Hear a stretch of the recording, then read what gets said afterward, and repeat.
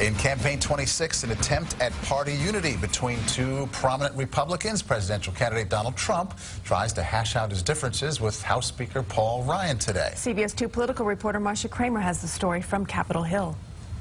I do believe that we are now planting the seeds to get ourselves unified, to bridge the gaps and differences. He didn't offer a full-fledged endorsement of the Republican Party's presumptive presidential nominee, but House Speaker Paul Ryan seemed a lot more comfortable with the thought of Donald Trump at the top of the GOP ticket.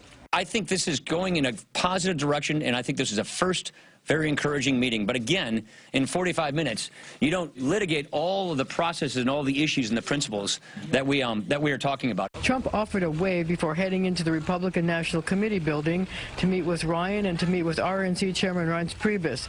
Afterwards, they issued a joint statement saying, "This is our first meeting, but it was a very positive step toward unification." Trump has sharp differences with many Republicans on Medicaid and trade policy, to name a few.